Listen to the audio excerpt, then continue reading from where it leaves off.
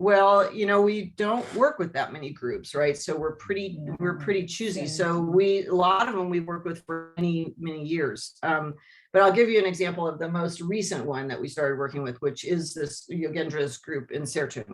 So the way that we started working with them is because we have a foundation also, which is called Conscious Connections Foundation. We were in Nepal after the earthquake and did this survey trek across this region that was most heavily impacted by the earthquake. And this area is super remote. Nobody went up there. We were asking people, what kind of help have you gotten? And they were like, well, we got a couple of tarps. And it was like, wow, because the big agencies didn't really want to go that remote, right?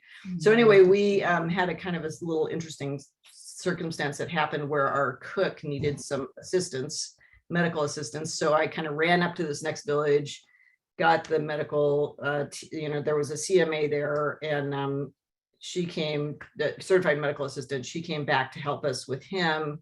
And in the meantime, we had to spend the night there, and we got to talking to the CMA's husband, Yogendra, and we were like, well, what do you guys need here? Because nobody had given them anything hardly for the earthquake. And they said, well, and Yogendra said, what we need money so we can rebuild our houses, and we need work. And I said, well, what can, so then I put my Ganesh Himal hat on, and I was like, well, what can you do? And they said, well, somebody had come in a long time ago and taught them how to wrap. Recycled. Things with wrappings, street wrappers. Like kind of trash. Trash. And so we said, okay, well, here you are, 2 days walk from the nearest road. What can we bring in that's going to be lightweight to carry in and out? And so Chunta, this is again where Chunta comes in, right? I was like, well, what about recycled saris, and so Chunta works a lot with recycled saris. She got Yogendra hooked up with the folks that do the recycled saris. And now we have a whole line of things that are where they wrap this recycled sari around cotton cording so that they have like trivets and bowls and and seriously, like in that time period, like since we started working with them in, I think 2016,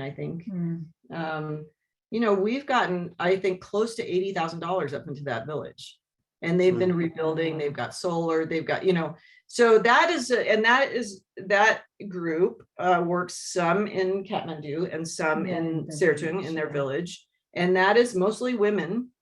I think mostly women, like doing all the housework and then working in between and making some extra. And that's the other thing, that these women can do this in their time when their children are going to school, when they're not doing their other kinds of chores. So that's just an example of, like, we weren't looking for another group to bring in, but this was a group that came forward kind of serendipitously, and it was like, here's a place we could make an impact.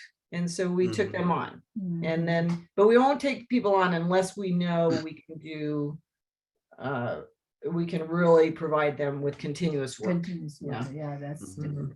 Like a commitment, to work.